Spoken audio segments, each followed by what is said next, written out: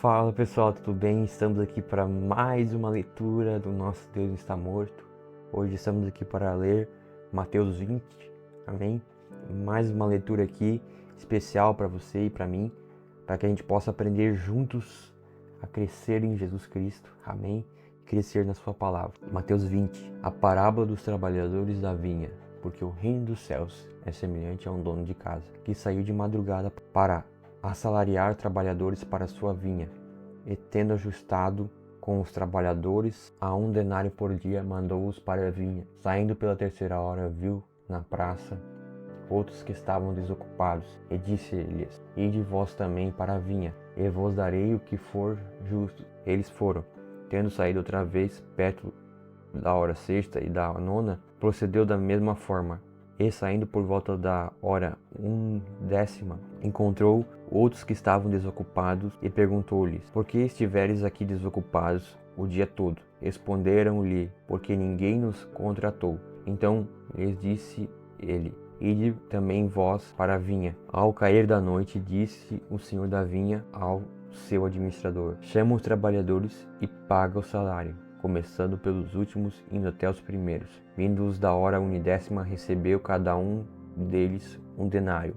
Ao chegarem os primeiros, pensavam que receberiam mais, porém também esses receberam 1 denário cada um. Mas tendo recebido, murmuraram contra o dono da casa, dizendo: Esses últimos trabalharam apenas 1 hora, contudo os igualaste a nós, que suportamos a fadiga e o calor do dia. Mas o proprietário, respondendo, disse a um deles: Amigo, não te peço injustiça. Não combinaste comigo 1 denário? Toma o que é teu e vai-te, pois quero dar a este último tanto quanto a ti. Porventura não me é lícito fazer o que eu quero do que é meu? Ou são maus os teus olhos porque eu sou bom?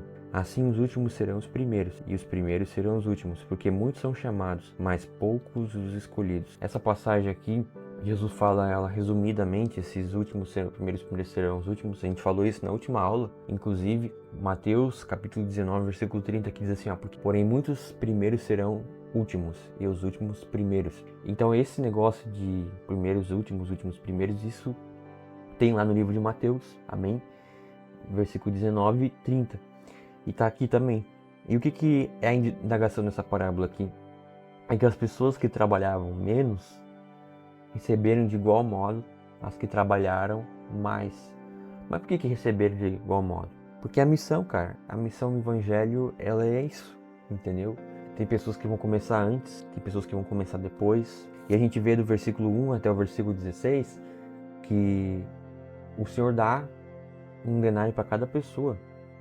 Alguns antes recebem esse denário, outros recebem depois.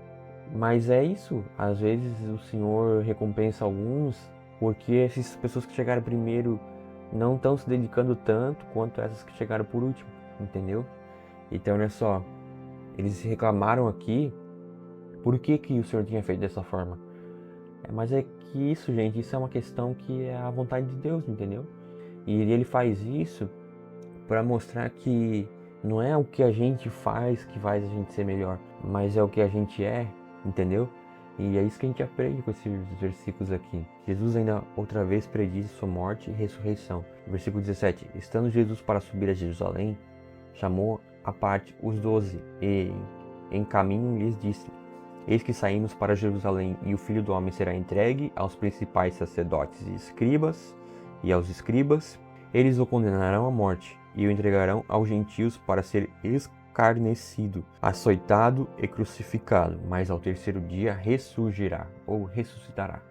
Então, Jesus já falou para eles, que sobre essa morte e ressurreição, lembrando que a questão de entender a missão de Jesus, quem entendia realmente eram os seus discípulos, E claro, Jesus revelava algumas coisas malucas dele para algumas pessoas aleatórias que tinham um coração humilde como uma criança para receber essas questões, Mas a gente vê aqui, o pedido da mãe de Tiago e João, versículo 20. Então se chegou a ele a mulher de Zebedeu com seus filhos e, adorando-o, pediu-lhe um favor.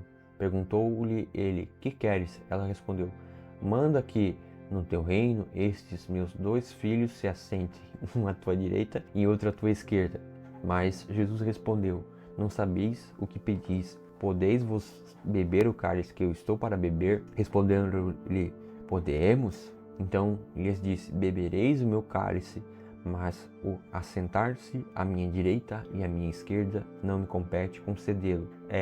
Porém, para aqueles a quem está preparado por meu Pai. Ora, ouvindo os 10, indignaram-se contra os 2 irmãos.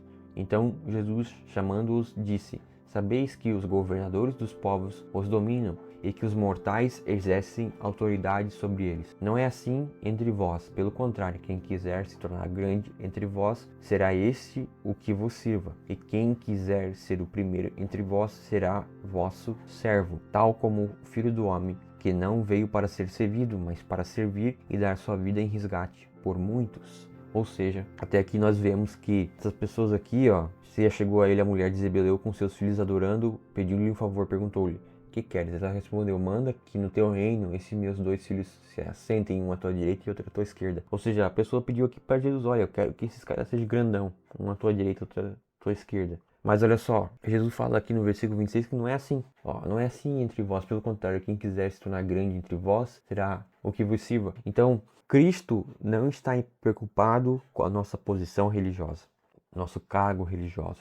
A autoridade ele deu para as pessoas humildes. Ele não está preocupado com as nossas posições, ainda que ela seja importante, ainda que seja importante eu estudar, mas ele não está preocupado com isso.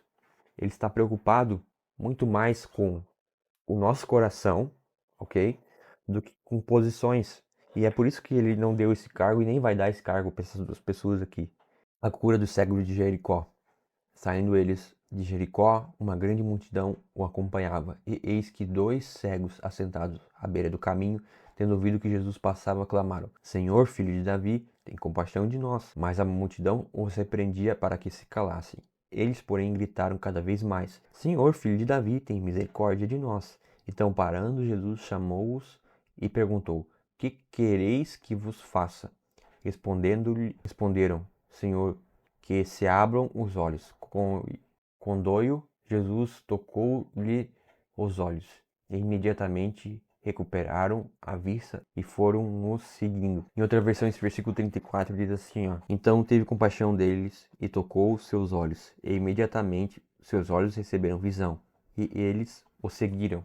Ou seja, a gente vê aqui, nesse negócio aqui depois de Jesus falar ali no versículo 28, 27 e 26, a questão de posições, de que maior é o que serve, aqui, entendeu? Jesus vai aqui para esse lugar aqui, saindo eles de Jericó, uma grande multidão o acompanhava. E eis que 2 cegos, assentados à beira do caminho, tendo ouvido que Jesus passava, clamaram, Senhor, filho de Davi, tem compaixão de nós. Ou seja, Jesus é aquele que atende os nossos desígnios. Se a gente tem e pede para Jesus misericórdia, ele nos dá misericórdia. E ele deu para essas pessoas aqui, curando elas. Mas aí ele pede só uma coisa, que a gente tenha essa mesma misericórdia com os outros. Isso é uma coisa que eu tô aprendendo. Eu tenho vários anos de crente. Vários anos ouvindo a palavra, lendo Bíblia, lendo vários livros sobre a fé cristã. Aqui é só alguns, né? Tem aqui, se você for ler aqui, você tem mais isso aqui tudo de livro que eu tenho para ler ainda. Ou seja, tem bastante coisa ainda pra gente tá lendo aqui.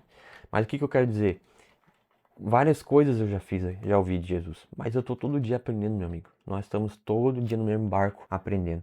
Mas é uma coisa que é interessante, Jesus dá essa misericórdia para as pessoas, mas ele espera que essas pessoas deem para outras pessoas também, né? Jesus curou ele da cegueira. E hoje a cegueira não é só a cegueira de não enxergar, porque eu posso fazer uma enquete aí de pessoas que já foram curadas de cegueira e vai aparecer, meu irmão. Vai aparecer pessoas que pediram oração e foram curadas por Jesus da cegueira. Mas eu acredito que além da cegueira de não enxergar, existe outra cegueira que é muito pertinente nos dias atuais, que é a cegueira espiritual. E essa Deus também quer nos curar. Amém? Então eu quero orar com você, amém? Para que a gente possa ser totalmente cheio do Espírito Santo. Amém? Que nós possamos viver a simplicidade do Evangelho. Amém? Versículo por versículo, capítulo por capítulo, a gente possa aprender a ser mais parecido com o nosso mestre. E assim que a gente lê isso aqui, e depois, se Deus quiser, ler o Antigo Testamento também, a gente possa juntos crescer em maturidade, amém? Ser bons líderes para nossas igrejas, ser bons servos, ser bons pais. Eu que sou solteiro ainda, ser um bom servo do Senhor enquanto eu não encontro a pessoa da minha vida. Que nós possamos ser pessoas que vivam para a glória de Deus em todos os momentos, amém? Então, Senhor Deus, obrigado por essa leitura de hoje. Senhor Deus, obrigado, Senhor Deus, porque cada um de nós, Pai, é maravilhosamente abençoado por Ti. E Tu tens grandes coisas para cada um de nós, Pai. Que esse filho e essa filha Tua, Pai, possa viver ricamente abençoado por Ti, Pai. Em nome do Teu Filho Jesus Cristo. Amém e amém, gente. Tamo junto. Valeu!